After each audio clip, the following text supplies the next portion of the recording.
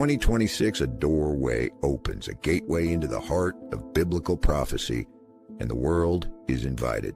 This July 8th through 11th, 2026 in St. Louis, Missouri, the Eschatology of the Prophet's Gateway Conference brings together some of the most respected voices in fulfilled prophecy studies, featuring Dr. Don K. Preston, Dr. William Bell Jr., Zach Davis, Pastor Michael Miano, Tim Martin, Pastor Steve Magua, and more guest speakers to be announced. 4 days of revelation, 4 days of powerful teaching, 4 days that will reshape how you understand the prophets from Genesis to Revelation.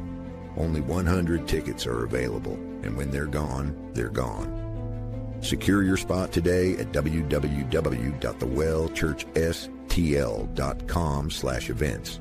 Don't wait. Don't hesitate. Step through the gateway. More information is available at www.beyondcreationscience.com. July 8th through 11th, 2026, St. Louis, Missouri. The Gateway Conference. Enter the conversation. Experience the revelation.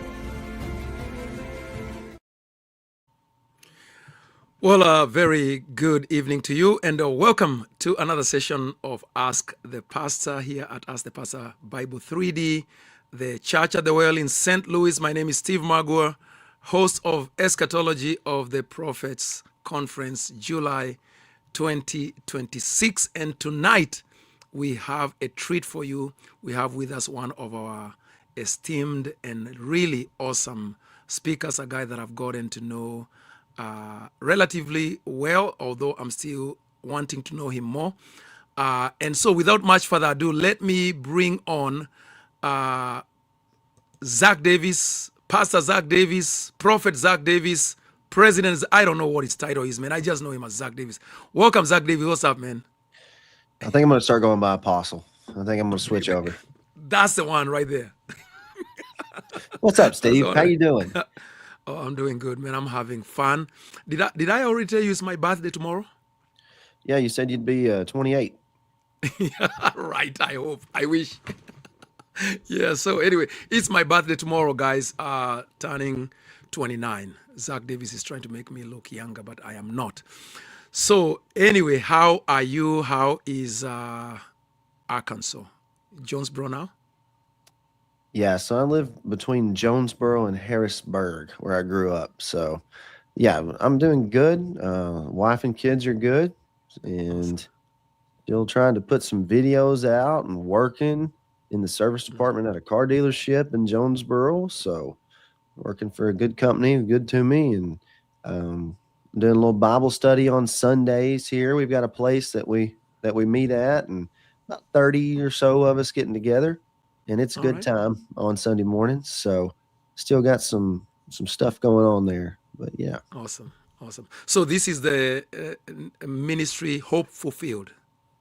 Yeah, so we started a ministry, Travis and I did, Hope Fulfilled Ministries, and name that kind of what we're doing. And the Arkansas Eschatology Conference will be sponsored by our ministry as to what we've set up. And, hopefully looking to add to some things slowly as we go, just getting our feet wet as of now. But, just trying to establish something to have a name that people would know us by instead of just YouTube pages of Zach Davis and Travis Strum. But, really pushing a lot of stuff on Patreon, and, hopefully we'll be able to do something. I want to be able to put out some material weekly and writing and some stuff like that. So we're working on that, and that'll all go through that ministry umbrella. So awesome. Now there's a guy on here. I don't know what he's about, man. I'm just gonna put it on here, and I don't know if you know him. This is some guy. It's Tim Martin. I met him once or twice. I think I've seen him 2 times in my life now. So, right. We went on a secret reconnaissance mission that I'm still not allowed to talk about. And hopefully one day some of those interviews will be aired. Maybe they will. There you go. I heard about that. I heard you guys went to some state out there, close to, I don't know, Utah, Montana, Idaho, somewhere around there, and I'm still waiting for. Yeah, let me tell you a story about this. Go ahead. I bet that Tim thought I was the sorriest human on the face of the earth. I was sick as a dog with the stomach virus the entire Oh, time. right. The entire time I was there. And we went and ate with, so we went to this guy's house and ate with him and his family. And Tim had wanted to meet him, and we had got together. And I don't hardly talk.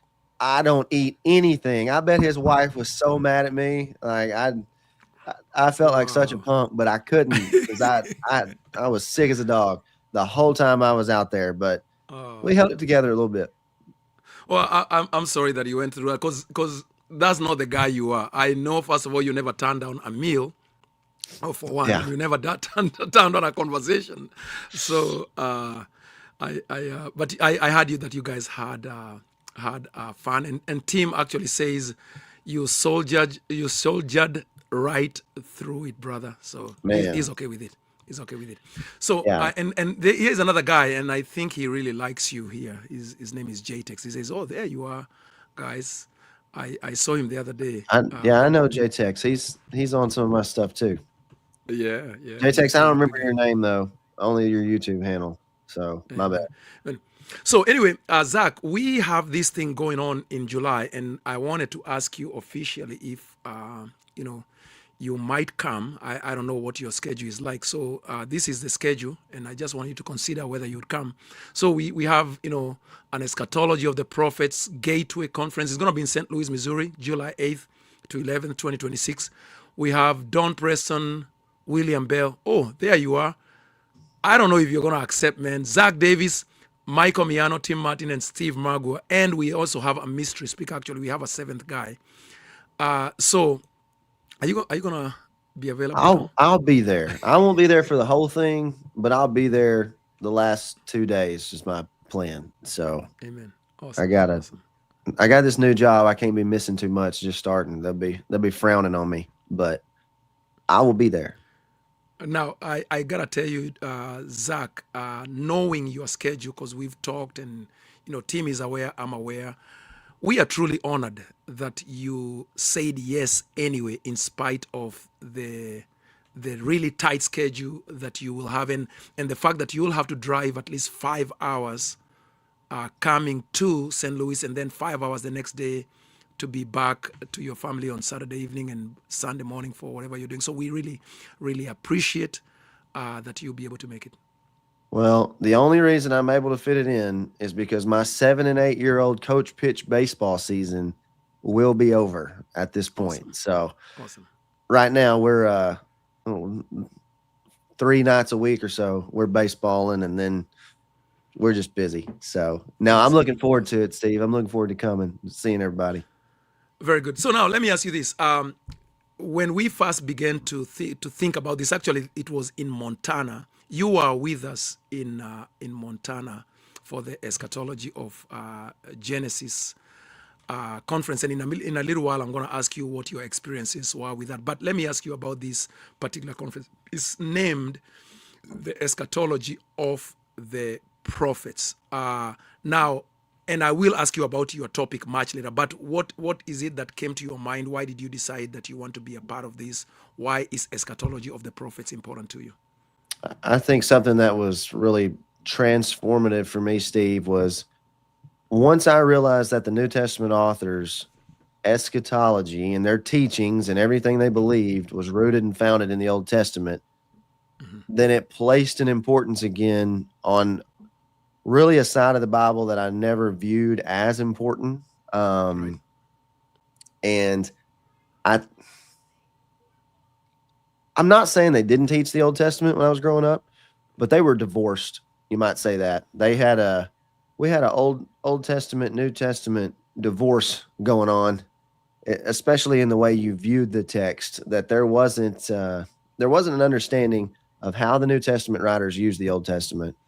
And I think that's such a shame. And to be honest, Steve, that's something I'm still trying to figure out, is how the New Testament writers are using the Old Testament in so many areas about so many different things, because Right. fighting back assumptions is really hard, but also seeing the story of the Bible. I can't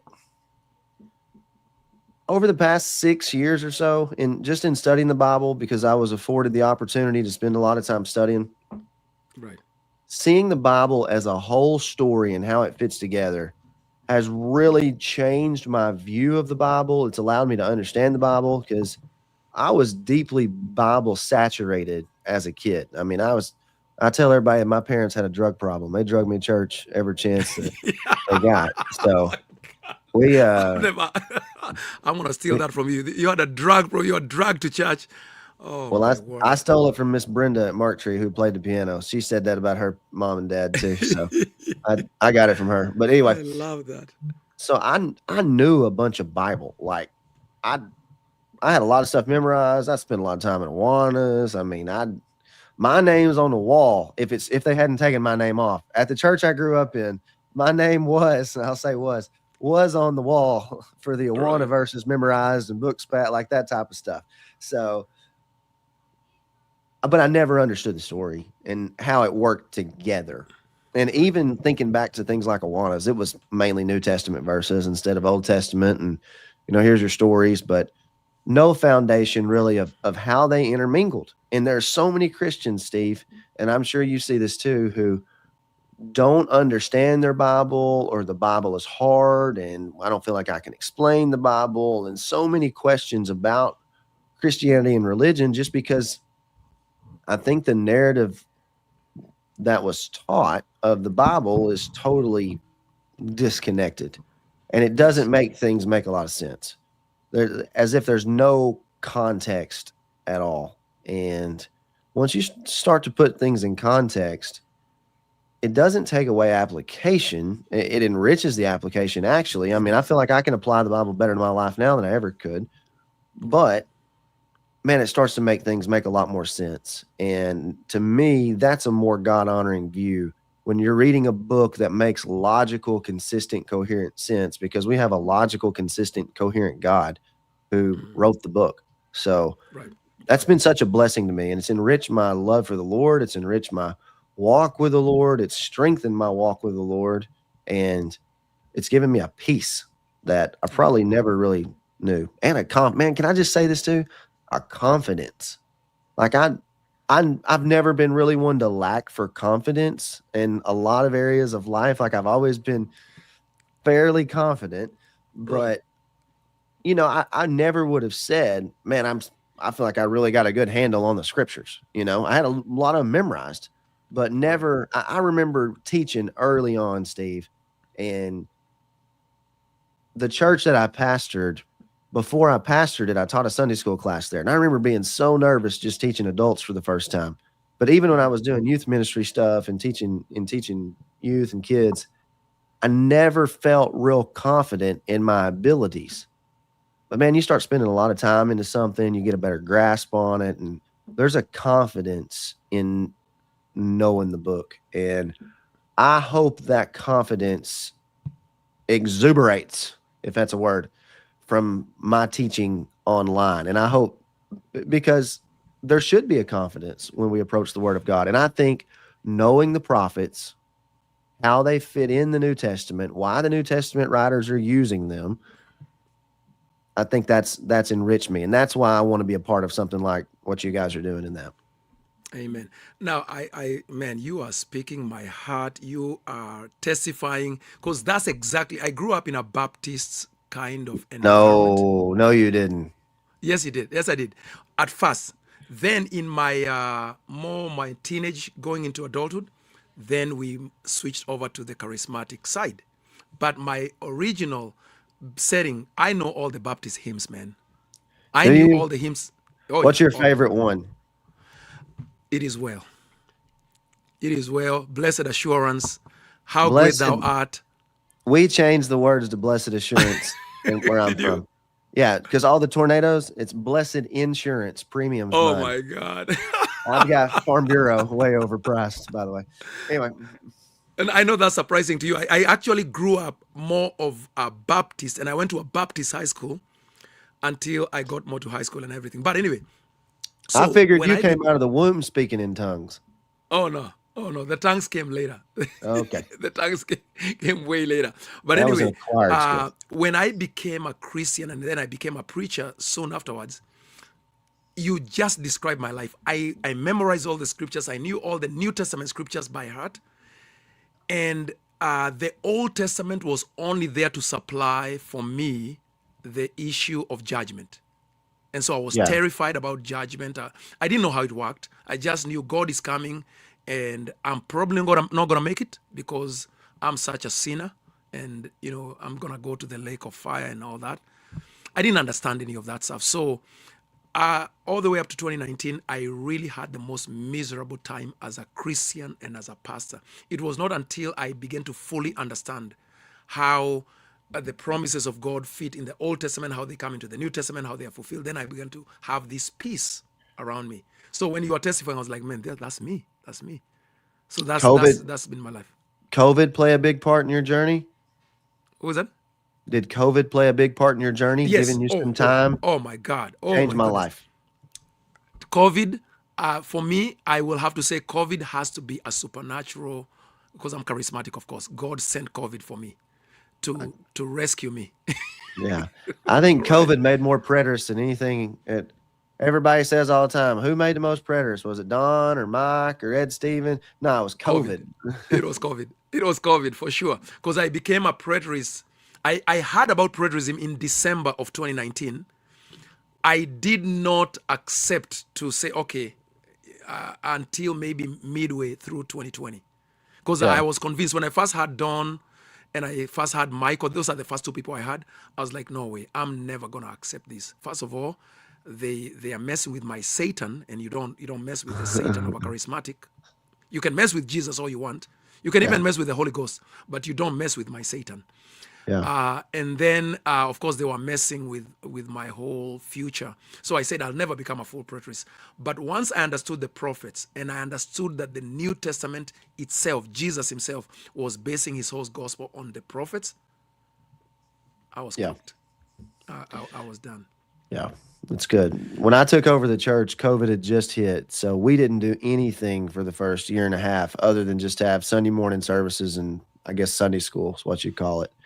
So not there are a lot of things in church world and there are a lot of really busy things in church world that can keep you busy doing things that are really a waste of your time.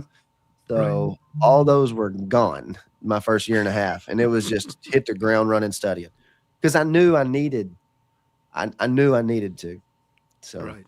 Right. Right. Now, do you know any of these guys, and how do you know them? Don Preston, William Bell, Michael, Tim, Steve. How do you know these guys? If you can just go down the list, starting with Don and then um, William and then Michael and then how do I Tim. know Don? I boy, I'd have to think back. I don't know. I probably was so the first person in the preterist world I ever talked to was Mike because he Okay. was ignorant enough to put his actual phone number on the internet on a Right. page, and I just called him one day. It was on. He challenged Jeff Durbin and them to a debate, and James White and at Apologia, and he put his phone number down at the bottom of it, and I just called him because I read it and I'm like, this is good. So Right. Mike probably introduced me to Don. I probably sent a message on Facebook to Don at some point, Right. and me and him did some stuff in Second Corinthians at one point while I was at the church. We made it through a little bit into 5, I think. So there's probably 15 or so of those lessons that are out there somewhere on my channel. Okay. So I knew him through that, and we've talked on the phone several times. He came to Arkansas and spoke in 2024. Right. So got to know him there. Obviously was around him a little bit in Montana, not much there. It's conferences are busy and Right. Right. a, a lot of our you know how this is. A lot of our time spoken to each other is either on the phone or through stuff like this. It's not really in those settings. Right. At least it's typically not for me. And we had some Right. time in Montana there beforehand and got to visit with Don, but it's never you Awesome. just go up there and you spend 3 days with somebody else. But know him and obviously knew him through listening to a lot of his stuff early on. And I've never met William or Michael. I've done Okay. some interviews like this with Michael before. I actually messaged William today because me and him are getting together 2 Sunday nights from now, and Okay. we're going to have a discussion about 2 Corinthians 5 and the body that's in view there. So we're only like 45 minutes to an hour away from each other. So I'd reached out to him at one point, told him I'd come to Memphis and buy him lunch, and he said he would, but he was overseas at that time for a stretch Right. and out of the country, and we never got back together on it, and I got busy. So I'm looking forward to meeting him. I've never met him, and I saw where Right. you've got me speaking in front of him. Thanks a lot, or right after him. I appreciate that. Thank Yeah. you. Yeah. Um, but Yeah. never met Mike. We've talked over StreamYard and some interviews like this before. So look, But I mean, apart from knowing them personally, you at least you do know what they teach, what their oh quality yeah, is, yeah, what yeah. they're No, so I've listened to, I mean, I've listened to all you guys. right. Right. And would you say, Steve, that even though we teach and are online and people know who we are, we come across everybody just like everybody else does, listening to them on YouTube. So That is true. I've That spent is true. hours listening to these guys, Right. and that's, you know, I've listened to a lot of Steve, a lot of Tim, a lot of, a lot of William. That's how we know each other, and it's the same way. And then the difference is we just reach out or shoot a message and then join up for videos. So, and then get It is together so true. but I think there's an aspect too where we study to know, where everybody's at on stuff. We're not ignorant of everybody's beliefs. So, but And you guys have been doing something together with Don and others, Mike Sullivan, on Revelation yeah, so study. that Revelation study, me, Rick, Don, and Mike, Joel was on it for a while, but he got a different job now. So we're trying to finish that out. We're somewhere in 21. I don't know. We've been in Isaiah a couple weeks, and it's hard to get together sometimes to get all of us in on it, but just spending time each other like that. And to be honest, to a lot of people, they, even like me and you tonight, we didn't spend 3 hours before jumping on here. We don't have time. No, we So don't have time. a lot of the time we spend with each other even is interacting in the videos that we do. That Revelation study, there's no prep to it. We're just, Right. Mike's doing prep. He's making some PowerPoint stuff, but which is Mike why always it's is making PowerPoint stuff and which is charts why and it's charts. so funny because like I'm obviously pretty sarcastic even online and taking shots at them, during the stuff. And I'm sure everybody's thinking, well, man, I bet these guys talk a lot. And we really don't talk just a whole lot outside of the on air stuff. So it's even funnier if you know that. But Right. it's pretty It's funny you comical. say that because actually, I think the most time that I've spent with you was at that ice cream shop with Scott Anderson and Yeah. Travis in Virginia. Yeah. So even when we did the Montana thing, we didn't actually spend that much time It wasn't at the together. conference. No. Well, because there's so many people that want to talk, which is good, you know. Right. So Right. it's just always talking to somebody else. So we went. I forgot that we did. We went and got ice cream, and I Yes, we thought your did. wife was your daughter. I didn't know. I mean, I didn't know anything as to what we had Really? going on there. I'll tell her. I'll So tell her that she'll have a ball with that. She'll have a ball. She was like, really? I was trying to figure out who she was. I didn't have a clue what we were doing there. So Right. I didn't even remember Travis was there. That's how much I think Yeah, about him. So Travis was there and Scott Anderson. You remember Scott, right? You know yeah, he Scott. was there too.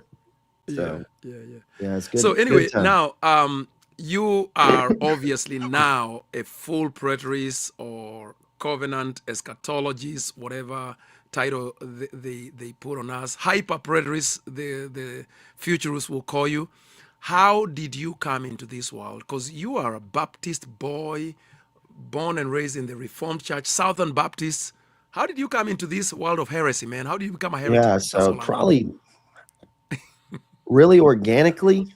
um, I've when I took the church over in 2020, I really had started studying and came into Daniel and started Daniel premillennial and ended Daniel partial preterist postmillennial, and Okay. then got to Daniel 12 and quit because I didn't know what to do with it.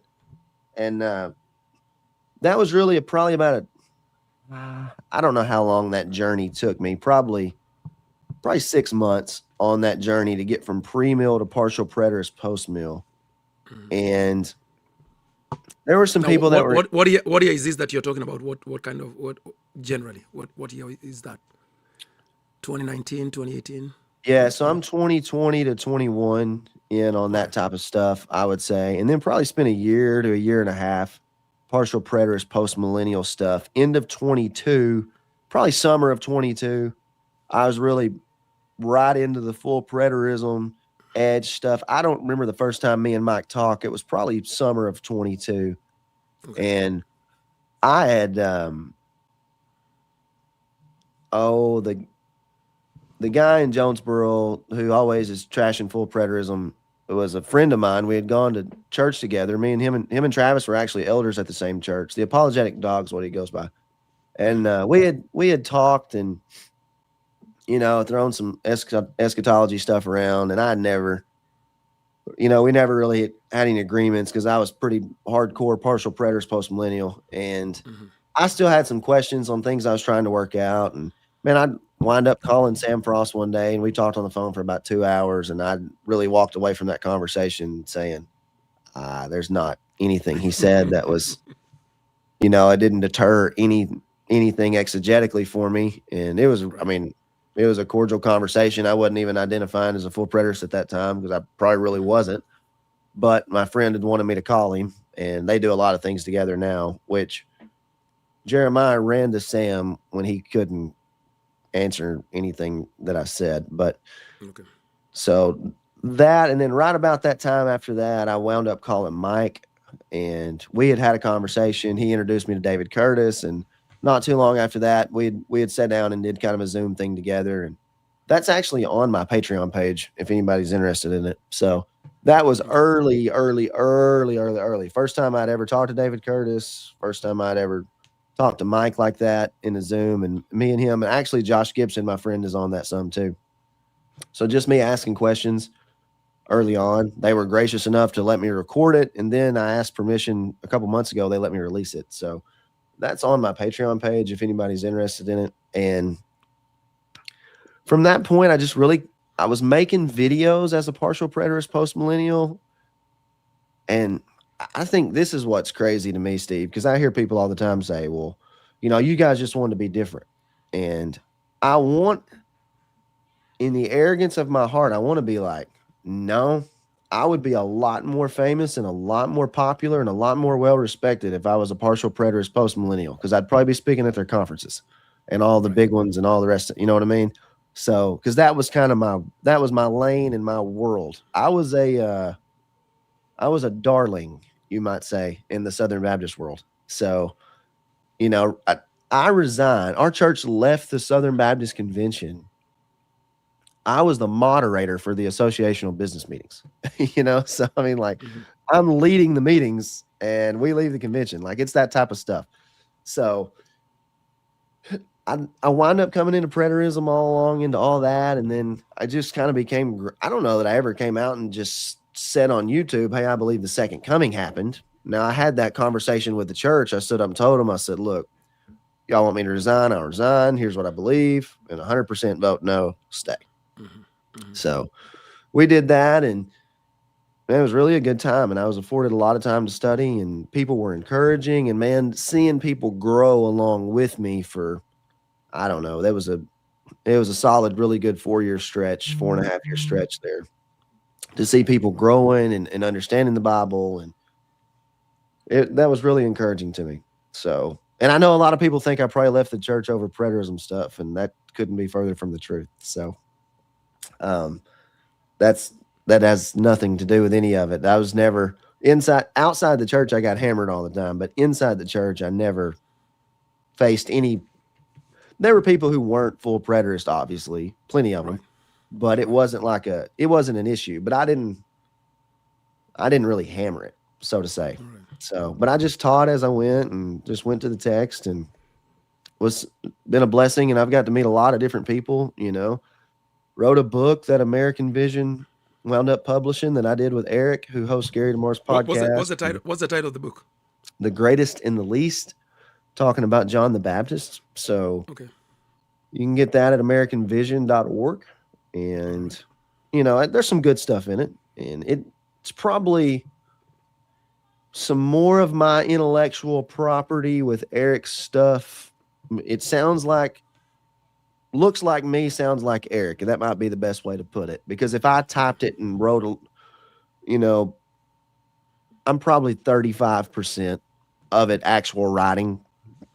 And, Okay. but intellectual property was kind of based off a talk I gave on John the Baptist. I did the eschatology of John the Baptist at the Berean Bible Conference in Virginia in 2023, I think it was.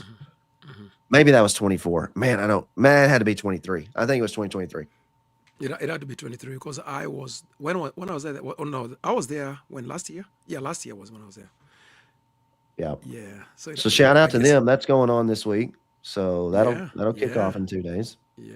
Yeah. But yeah, that's kind of Nice. my journey, man, and Okay. got to know a Now, lot of people through it. how did your when you first came into it and you begin to realize where it's going?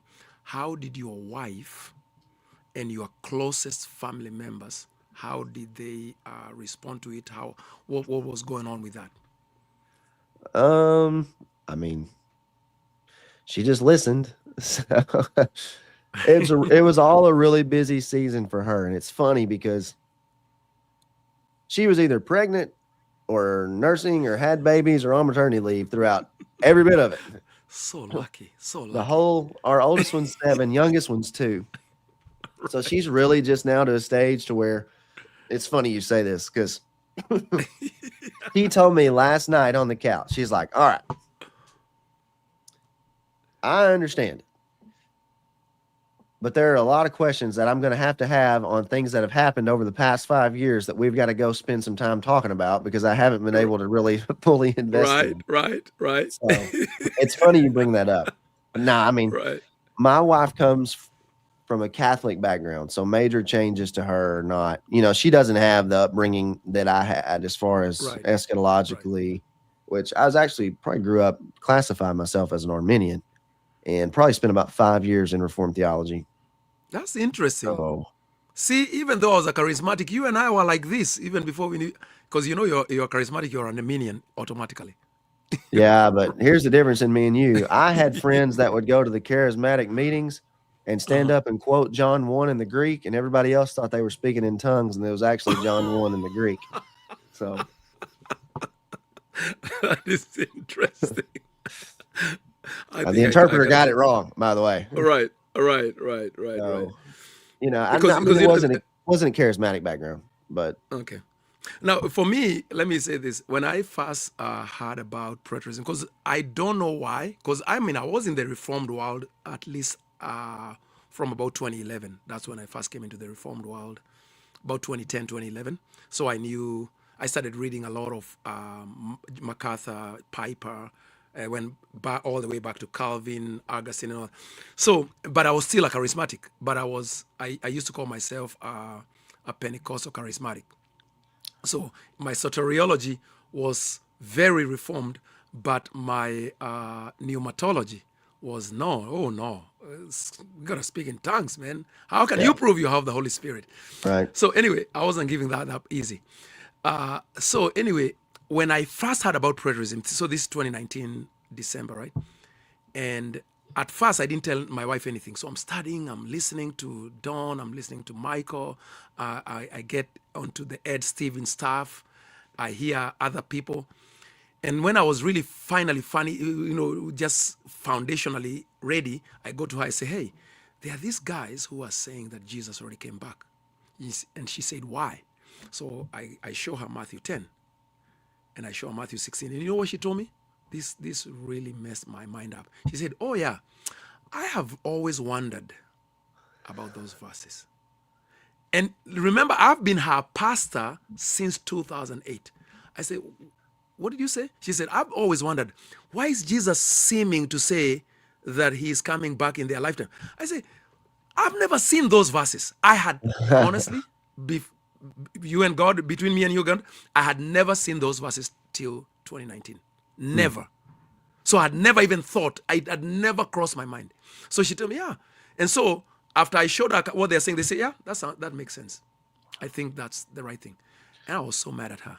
I was so mad at her for understanding it and receiving it so easily. I was like, do you understand that this is messing with my whole faith? Do you understand that this is pulling the rug from under me? But for her, she was like, and she still says this, but it's the word of God. What are you going to do with it? You believe what it says. Right. So that's why I had to ask you about your wife. How did that work out when she first had it? No, my wife's cool. She's so my wife's highly intelligent, which I hope my kids get that because I wasn't. I made a 22 like 4 times in a row on the ACT. She made like a 34 and took it once and was done. Oh my God, So she is smart. she was pretty intelligent. So Right. she picks up things very quickly. So she gets it, but she may not. We don't think alike though. She's very like book smart, strategic, smart, straightforward, to where I'm kind of more like artistic, I guess. Right. Right. So maybe partially autistic too. Artistic, a little. Artistic and Well, autistic. yeah, I'm probably a little bit of both. So when I get on something, I just hammer it. So I Right. gotta be, Right. I gotta be a little Right. something in there. So, but no, Awesome. she's been Awesome. great all along the way. It's never been and I know there are people who have like the marital issues over the belief stuff, but Right. we've always just sat down and talked about stuff, and it's been. We listened to Jeff Durbin's Olivet Discourse series together early on, and both Mhm. walked away and said, "That makes more sense than anything we've ever heard." So, Wow, that's awesome. That's awesome. Now you are coming out, and you're only going to really be with us on Saturday because of what we talked about, the schedule and all that. Now, let me put up here on the screen on day one, just for the sake of those who are watching us, those who want to come out. We have day one, Wednesday, July the 8th, arrival all day long. Actually, the whole center will be open all day long since morning from us. But officially, anytime from 1 p.m. to 3 p.m., we'll arrive, we'll have lunch, we'll eat together. Then we only have one teaching session on that first day. Tim Martin, we already have had an interview with him. He's going to be teaching about the faith at the field of Anathoth. And then, of course, we have some rest.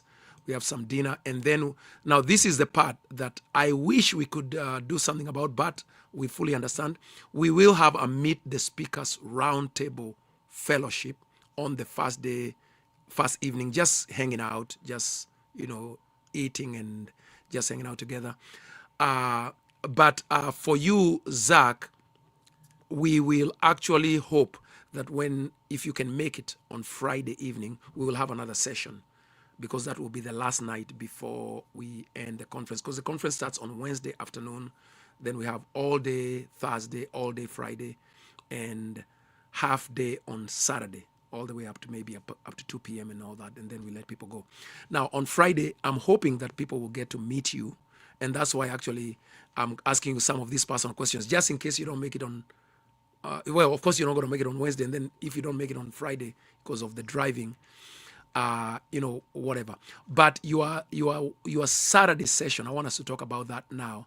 Your Saturday session, let me see if I can find it somewhere. Yeah, here we go. So your Saturday session, you come in every day. We actually have some time of worship, in the sanctuary. Whoever, this is free for all. Some time of worship. People don't have to, then it's optional. Then breakfast, time of corporate praise. We believe in that. Then we have Dr. William Bell coming in before you, what changed after 70 AD. Now you're going to be speaking on Amos 9, the rebuilding of the tabernacle of David. That's going to be your only session. Now, before you talk about that, do you think, and I know this is right, I'm just kind of ambushing you with this, right? Do you think in conferences where people are coming to receive these kind of teachings, do you think it's important to have times of praising with song, praising with prayer, praising, corporate praising and worshiping? What is your view of that? I know I've never asked you that, but I just want to find out your view. when we had our conference in 2024, the number one thing I heard was y'all should have done more singing. So we're going to do more of that in 26 in Arkansas in August, the 14th to the 16th, if anybody wants to come to that. But yeah, no, I think I'm all for it. It's necessary.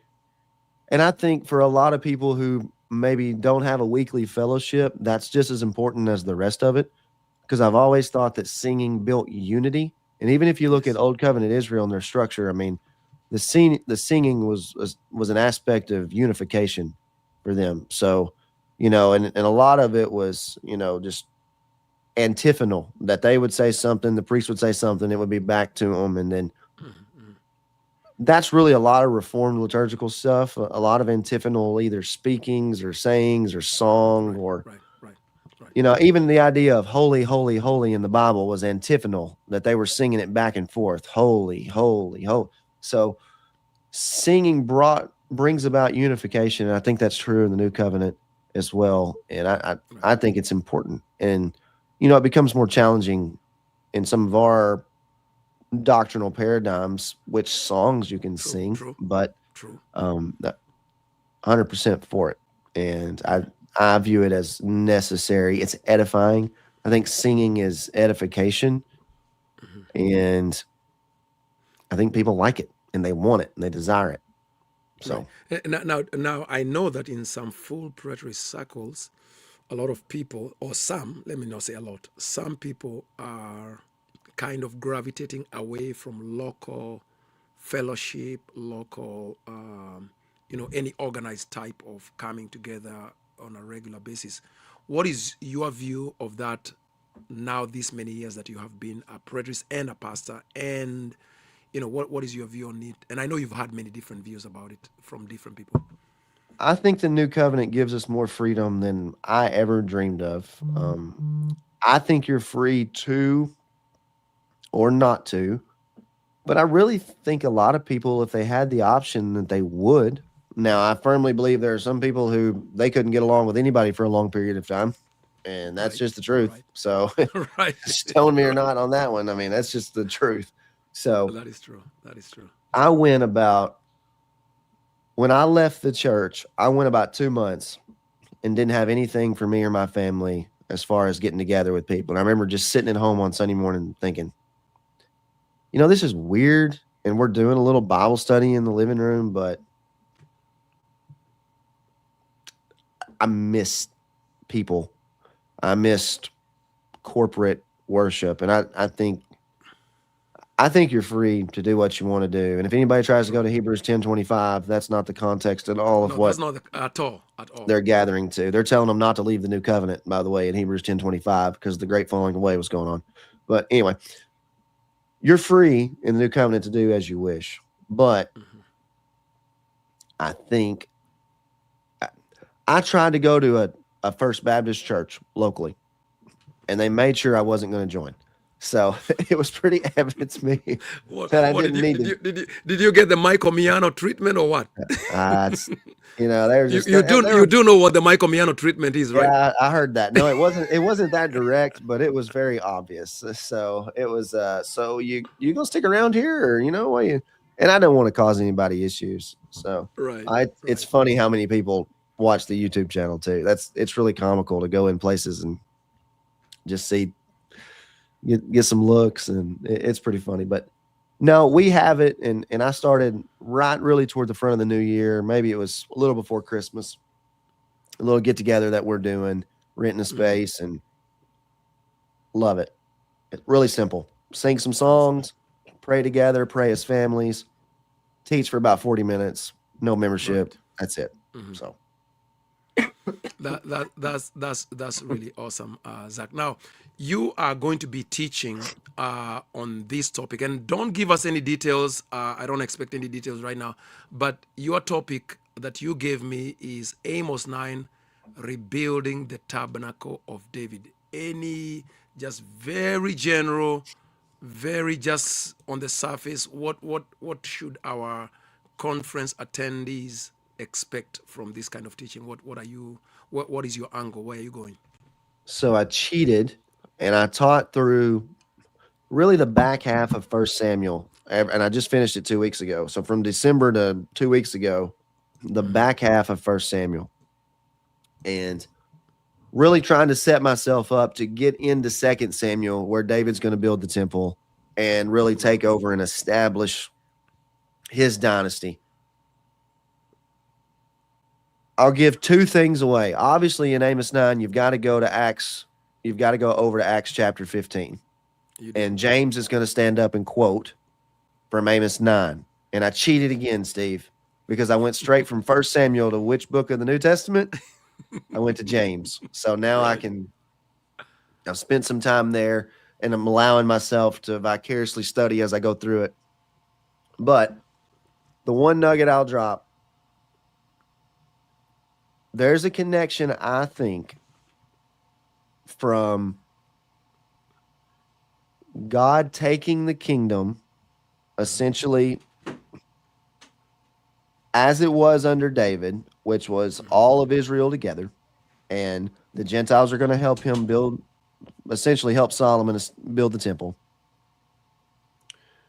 to when it's torn from Solomon. At that point, everything functions and operates different from that point on. Right. The New Testament promises to restore it like it was in the day of David. And Jesus is the son of David. He's the new and better David.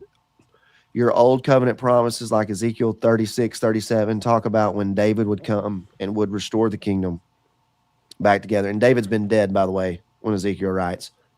Right. But essentially, what God told Samuel the prophet was, he said, look, if y'all go take a king, they're not denying you, Samuel, but they're denying me from being their God. So essentially, when he gives them Saul and they get a different king, no longer is it a theocracy. God's not at the center of it like he was. Right. And if you'll remember a very famous spot in 1 Corinthians 15, when it says that Jesus takes the kingdom and he hands it back to the Father. Right. Because it's now established again under a new David.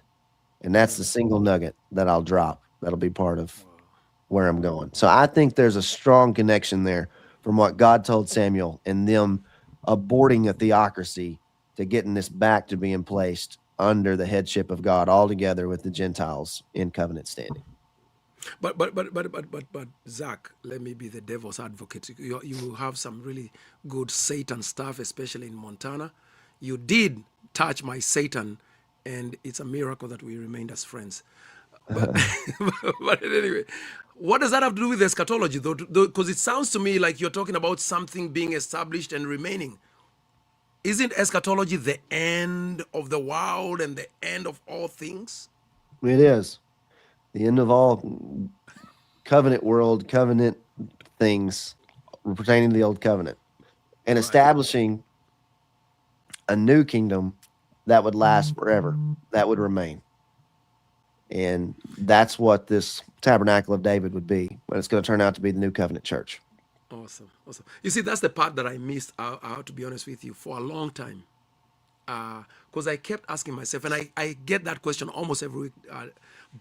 But eschatology is about the end.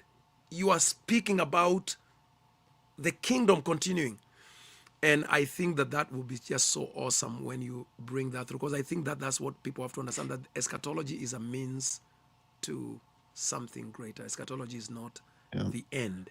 As much as it's about the end and doing away of one thing, it's about the coming of another, an establishment in full of another. Amen. Now, before we go to the comments, because I'm not gonna, I know you've had a long day. You have probably a longer day tomorrow. I just want to give this information to our viewers that if you want to get into this conference, we think it's really worth your time. And again, the conference itself, we have 7 speakers. We cannot announce the 7th speaker right now. We have Dr. Don K. Preston, Dr. William Bell, Zach Davis, Michael Miano, Tim Martin, and Steve Mago are our speakers. But before we leave you tonight, I want you to know that you can get tickets if you go to our church website, which is thewellchurchstl.com. You will notice that there are a couple tabs on the website. When you go there, Ask the Pastor is our YouTube link. Women of Honor is our women's ministry link where we help orphans. And then Events is where you want to go. You go to Events. When you get to Events, there's only one event for 2026 so far. That anyway was worthy to get onto the website. You go to View Event, and it's going to take you to the page that has all the information. We are going to be meeting at the Todd Hall Retreat Center, which is about 30 minutes from downtown St. Louis on the Illinois or in the Illinois side, you can get your tickets from this website right here. There are two types of tickets that you can get. So there's all information about St. Louis and all that. But there's two types of tickets. You can get a full board ticket, in which means that we cover your lodging, we cover your food, we cover the conference sessions, or which is $485 per person, or you can cover your own boarding. We will cover the meals, breakfast, lunch, and dinner, and the sessions, and that ticket is $200 per person. There are two ways you can go there. You can either go to the wellchurchscl.com for the tickets, or Beyond Creation Science for the tickets. We still have a few more tickets left, and we are hoping that everybody will be able to, or at least we will have to at least 100 people that will join us. The tickets are almost gone, so if you have not already done so and you mean to do it, this is the time to get your ticket. So now, Zach, after the St. Louis conference, you guys have a conference in Arkansas. Can you tell us a little bit about that, if you don't mind? Yeah, so we'll have the Arkansas Eschatology Conference August 14th to 16th at the Embassy Suites in Jonesboro. And tickets are online at Eventbrite, and there's also a special room rate that's there. It's a super nice hotel. So in my opinion, it's the nicest hotel in Arkansas. There's a couple of them in Arkansas, but it's the nicest one. So eventbrite.com/Arkansas Eschatology Conference. It's on my YouTube page. Just made a video about it. So you can go there and see the link. You can type it in. It's on my Patreon page, and you can check it out from there. So 9 different speakers are coming. I would list them, but I'll forget somebody. So I know them. I know the most important one anyway. It's you. Steve Magua. Yay! Travis, myself. I don't care about anybody else. Come on, don't say about it. I'm the main speaker. Mike, Don. Right. Is David going to be there? David, Bob Cruikshank, Alex Poliak, and Kristen Bingaman, the Heretic Chick's going to do a ladies session. Yeah. So that's she was a popular request by a lot of people. So well, we're excited about that. Excited to have her. I love her stuff. Now, is there any particular theme for the Arkansas Eschatology Conference in August? No themes. Eschatology. Sorry, we do no themes. Okay. I like a full spectrum. So all right. We'll let that slide as it is. So I really don't even know what everybody's doing at this point. So I'm excited. I know Alex Poliak's speaking on Daniel 7, 13, and 14. Oh, cool. And I'm speaking on the hope of glory. Well, what's the blessed hope? Really, it's going to be the title. Right. So okay. Very cool. And of course, you mentioned earlier on, and we need to announce it this week, starting Friday, right? Virginia Berean Conference. Yeah. So, and this is just information for all preterists out there. Now, of course, the Berean Conference is already closed. It's been closed a while. It gets filled up pretty quick. But just for people to know that there are opportunities, if you're a preterist, a partial preterist, or an aspiring preterist, for you to come and interact with the leading teachers in fulfilled eschatology, and learn and ask questions and do whatever you need. So any last words here, Zach? This has been awesome. Just thank you, Steve. Appreciate your kindness and having me on. Awesome. Now, I have a few comments here that we'll finish with. They're not too many. Josephine Korovila, she says, someone needs to get Maurice Rogers to speak at one of these conferences. Did I see you interviewing Maurice Rogers lately? I just interviewed Maurice Sunday night. So that's I've not watched it, but I did see the thing come up on my thing. It's on my YouTube page. So right. JTex, were you on that? I don't remember. I got to talking to Maurice and didn't interact in the comments much. So awesome. He's awesome. He's awesome. Yeah, that's the first time I met him. Yeah, I've talked with Maurice a couple of times. Actually, we are hoping, and we will have to look at, because he's from, I think he lives either in the Bahamas or Grenada. I think Grenada. We are looking, hopefully, we can't promise, but hopefully next year in Montana, we will see if we can get him there. So Josephine, we are thinking about Maurice. Then Josephine also said earlier on, thanks for the YouTube videos from both of you. So she watches you a lot. And JTech says, yes, he was there during the Maurice thing. And then JTech also said earlier, at our Sunday worship service, I personally changed the words to the songs to match a covenant eschatology viewpoint. Do you do that, Zach? We did it at the Arkansas Eschatology Conference. That's awesome. That's we I think was it you were there, Montana. I think we sang one song and everybody said no, don't sing that verse, because you know the hymns, every verse will be so good about the cross and about the justification, and then it gets to the last one and it's about Yeah, the last verse is always he's coming. he's coming in the future. Yeah. So, and then of course we have today's says, I love this interaction and hearing Zach's journey to full preterism. Thank you. Don't know who you are, but thank you. All right. Let me see if there's any other one. Yes, JTEX says he'll be there in August. He'll be there in August. So he's coming to Arkansas. Good. Excited to meet you. All right. Very good. Well, guys, that will be it for tonight. That's Pastor Zach Davis. Now, Zach, where can people find you if they want to find your stuff, your books, your teachings? Where do they find you? If you can just kind of give us a rundown. YouTube.com/Zach Davis or Patreon.com/Zach Davis. My book with Eric Rausch, The Greatest and the Least, about John the Baptist, is on AmericanVision.org. Okay. So it's not on Amazon, it's just American Vision. Just there. Got to go to American Vision to get it. All right. Very cool. Very cool.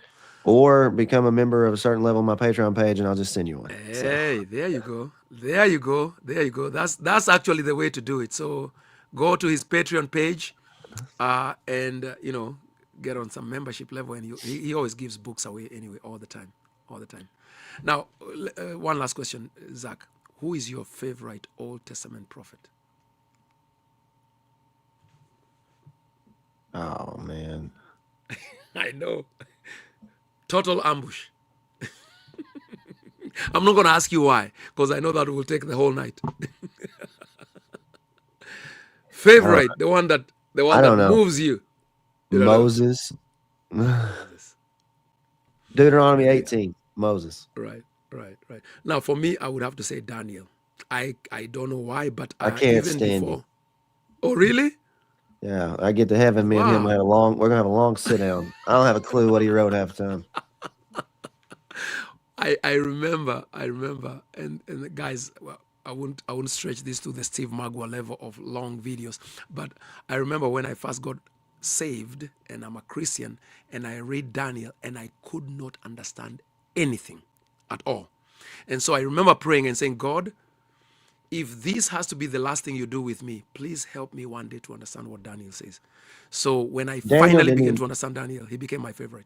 Daniel didn't even know what he said. That's why I think it's Daniel 12:8. He said, though I heard, I did not understand. I didn't understand, right? Right. That's why I love him. He gives me hope. Yeah, he gives me, because if I read something I don't understand, I say, hey, even the wise Daniel didn't understand it. Well, think about how ignorant we are, Steve. The New Testament writers explain it to us, and we still can't understand it. Not all. I mean, not in totality. So, right. Anyway. Right. Now, you have a suggestion here before you go. Bones. This is Amanda, maybe. I don't know. T-Bones. That's for you, not me. No, this is for you. They say, will you be discussing Numbers 12, 6 through 8? Zach will be doing that very soon. I don't know when, but very soon on his Patreon. I don't even know what that Numbers 12. T-Bones, we can't answer you right now, but we will. I will definitely look into it because I do love suggestions. Now, Father's Joy is coming all the way from Canada. And she says she's going to be here at St. Louis All right. in July. She says, this is a wonderful interview and conversation. Thank you, gentlemen. And then J-Tech says, Joel is the best for him because I can always spell his name correctly. I got you. All right. And then this is Father's Joy. I got Zach's and Eric's book. I'm starting to read it. Hey, you got a customer, man. See? Good deal. Hope it's beneficial to you. So Yeah. I hope so too. Well, Zach, this has been fun. I wish I could make it 2 hours long like Steve Mago always does it, but I really understand you've had a long day. You have a longer day tomorrow. We look forward to seeing you in St. Louis in July, and I look forward to seeing you in August in Arkansas. We didn't even get to talk about Montana. How was that for you? Was it good? we'll get. Yeah, it was good. It's a good time. That was a cool trip. Really memorable.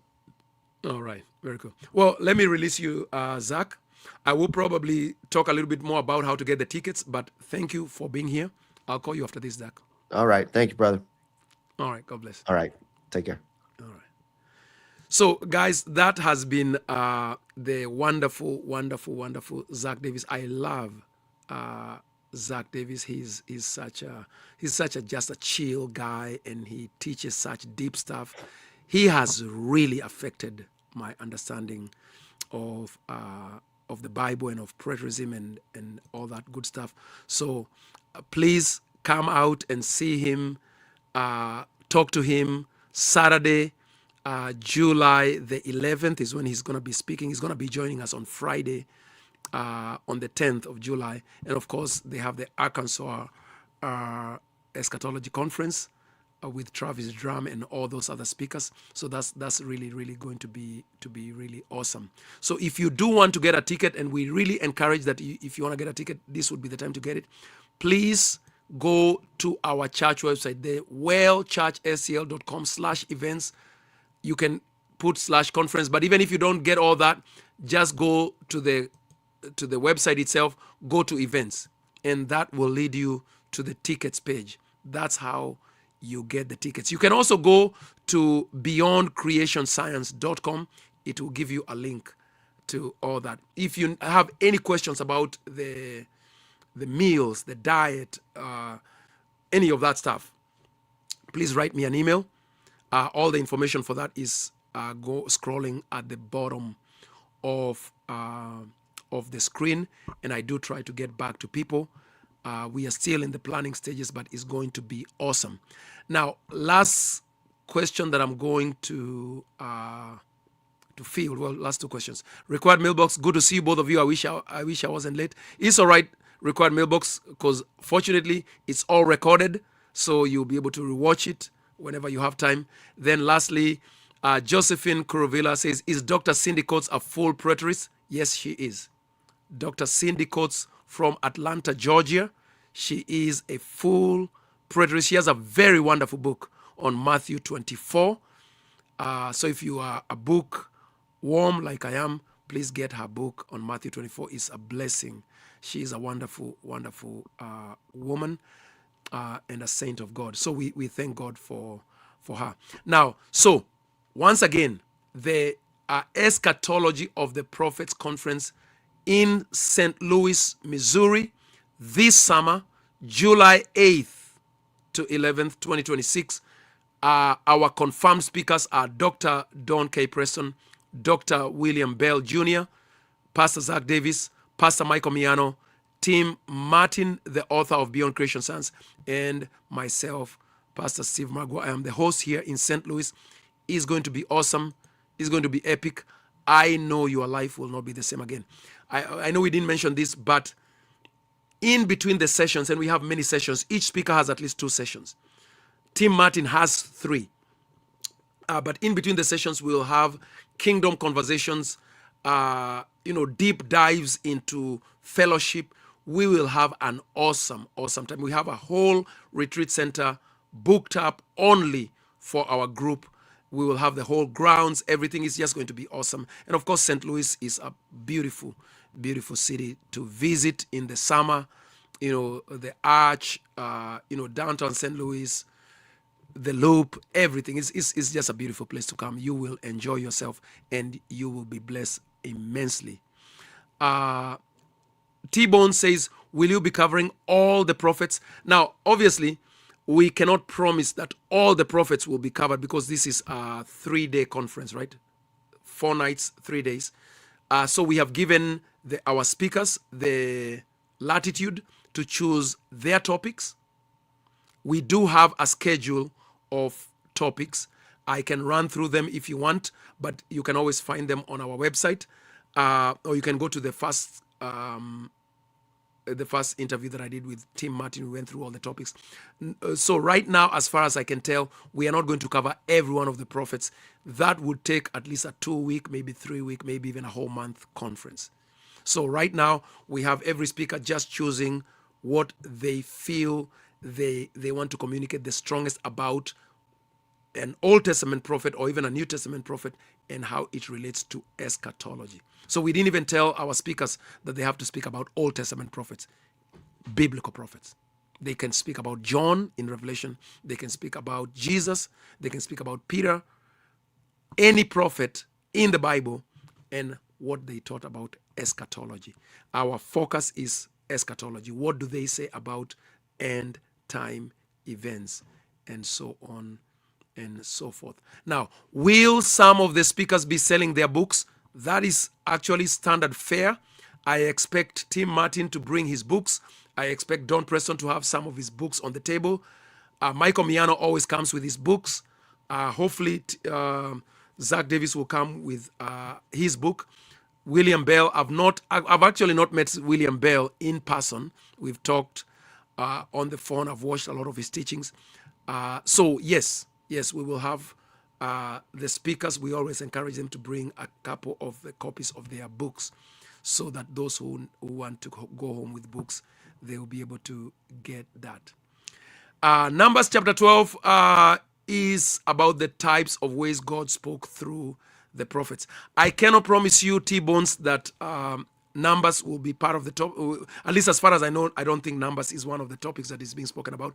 But now that you've connected with me, let's continue to speak about, even when we are not speaking about the eschatology of the prophets, because we do teach about the eschatology of the prophets really on a daily basis. I know Don does, I know William does, I know Zach does, I know Michael does, I know Tim does. So connect with us.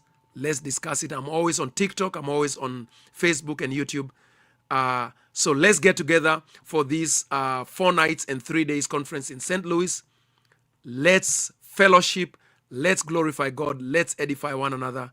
And I know that we will all have fun as we do it. So that will be all for tonight. I hope that you have been blessed. If you have any questions about the conference, please don't hesitate to send an email, send a text message, or call me, because my phone number is scrolling at the bottom. And see you in July in St. Louis. And yes, Father's Joy, we actually desired to have Shelley as a speaker, and we will eventually, because we are hoping by the grace of God that we will be having many conferences for years to come. So, and next year, we hope that actually we will have a more balanced speaker, lineup, especially in terms of male, female. We do want to hear from the women, because we know God has also revealed and made women understand these things about eschatology. So we will be doing that. And that has actually been our desire and our plan. So guys, until the next time, God bless you so much. Please watch the 1-minute video that follows. It gives you information on how to register, how to get in touch with us. We hope to see you in July in this year, 2026, July 8th to 11th in St. Louis. God bless. Good night. In a world of confusion, where timelines collide and prophecy is often misunderstood, a gateway is opening, a gathering unlike any other, where the voices of the prophets echo once again. From July 8th to 11th, 2026, Leaders, teachers, and seekers will converge at the Todd Hall Retreat Center for a journey through the eschatology of the prophets. This is the Gateway to Fulfillment, featuring voices you know and trust. Join Steve Magua, Tim Martin, Michael Miano, Zach Davis, Dr. Don K. Preston, and William Bell Jr., with more to be announced. For 4 unforgettable days, you'll explore the prophetic scriptures, uncover the fullness of God's redemptive plan, and gain a deeper understanding of our fulfilled hope. Seats are limited, so secure your spot now. Register today at the link in the description. Don't just watch prophecy. Step into fulfillment. If you're passionate about biblical truth, like this video and subscribe for more powerful content and conference updates. We'll see you there.